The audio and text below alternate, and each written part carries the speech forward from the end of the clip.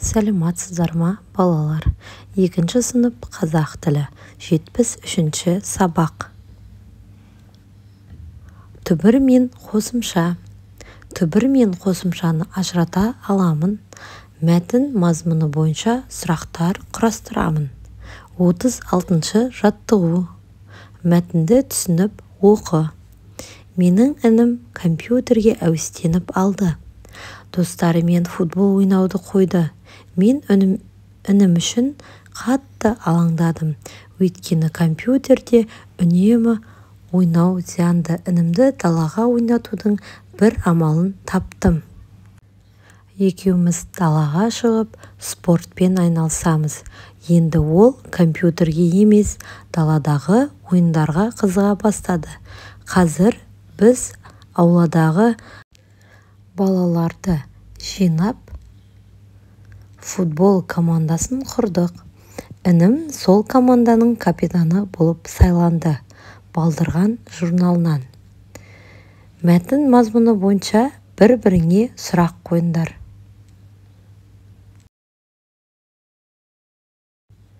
Екінші, мәтінге ат қой. Мәтіннің тақырыбы ойын деп алсақ болады, балалар.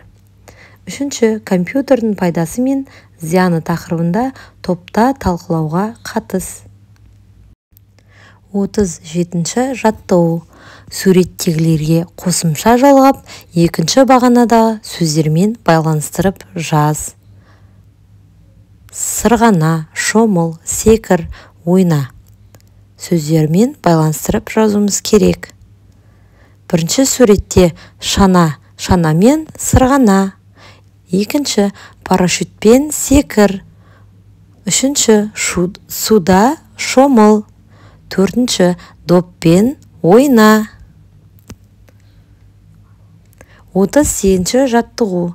Жаңылтпашты жатқа жаз. Дойбышыны дойбышы ұтты. Ұтқан ұтып, ұтылған ұтылып. Ойын бітті. Балдырған журналынан. Қарамен жазылған сөздердің түбірі мен қосымшасын ажырат. Дойбышыны, дойбы түбірі, шыны қосымша.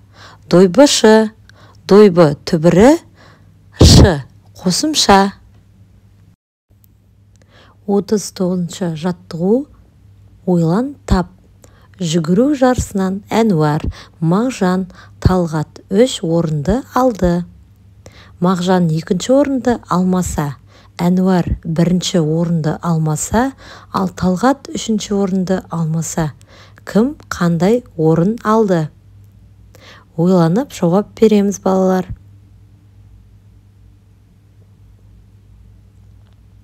Әнуар, Мағжан және Талғат. Мағжан 1-ші орын, Талғат 2-ші орын, Әнуар 3-ші орын.